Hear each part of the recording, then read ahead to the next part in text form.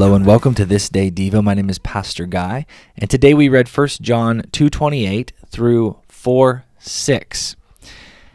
And we continue to get these living definitions of what it means for love to express itself.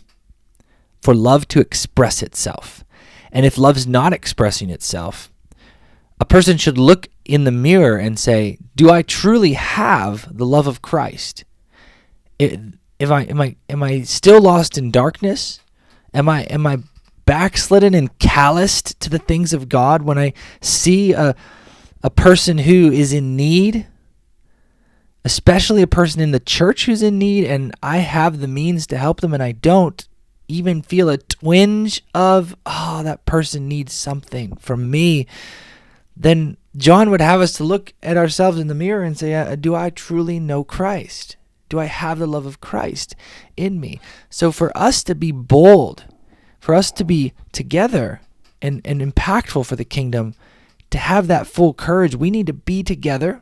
We need to be in fellowship with each other. But before that, we need to know we're in fellowship with heaven, with Christ. And so the call is for us to live righteously and love one another. And the best example of this is we have the famous John 3:16. Well, I think 1 John 3:16 is also pretty famous because that's the verse where he writes, "We know what real love is because Jesus gave his life for us. So we also ought to give up our lives for our brothers and sisters." That's a great 1 John 3:16. An expression of what real love is. Real love is put into action. Real love finds a way to express itself. Real love is not just a feeling or an emotion. Real love is not just something that we say to make people feel better or to slide along, but it's something we do because it becomes who we are. And so that's the way we need to love. I mean, if I would tell you that I love my wife and kids, I could say I love you, I love them to your face, but then I never show up for them.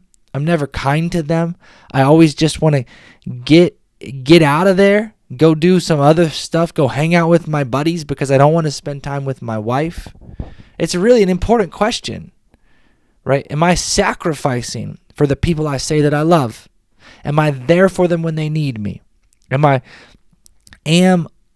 I showing them that I truly love them?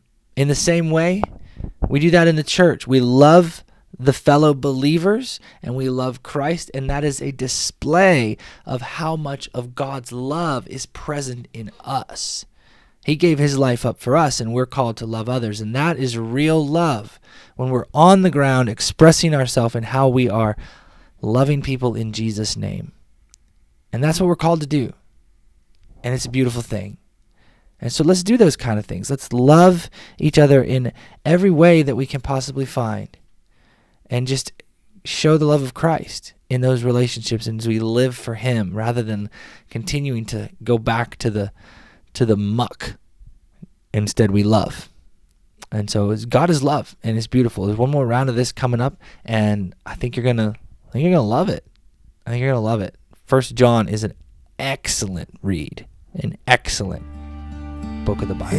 I'll see you tomorrow. Bye. Word sent down from heaven as the power of Christ